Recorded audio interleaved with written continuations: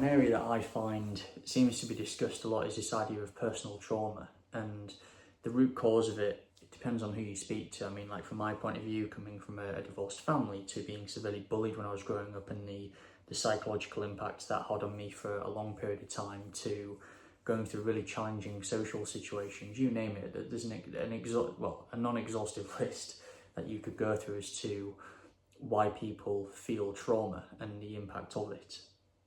I guess from my point of view, it's just always trying to understand how you can make it a progressive conversation and how you can use it in your favour. You know, I think where a lot of people tend to struggle with trauma is, at the end of the day, it's years of your life that have gone that you can't relive. You can't relive those years in a more favourable way. You just have to live and accept the fact that those years that have now gone by are the way they are, the way they unfolded, the way they happened,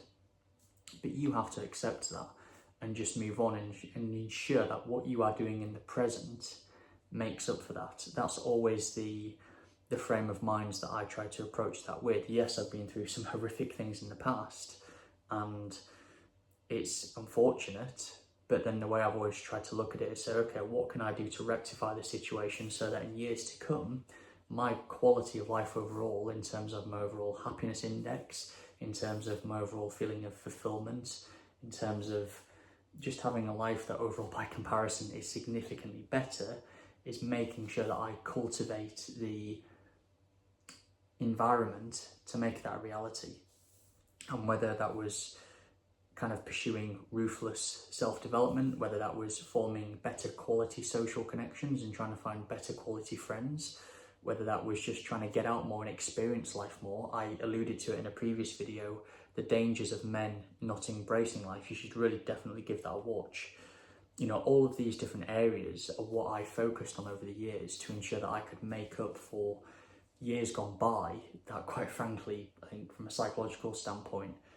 really challenged me. And I'm sure that's something most of you have probably gone through in years prior. It's just understanding how you can rectify that situation so that you don't end up in the same mental state in terms of the impact going through that trauma has had on you. I think that's the key, to make it a progressive conversation and to avoid what I feel is a vicious cycle people go through, where they experience trauma, they kind of embellish themselves in the negative psychological impact of that,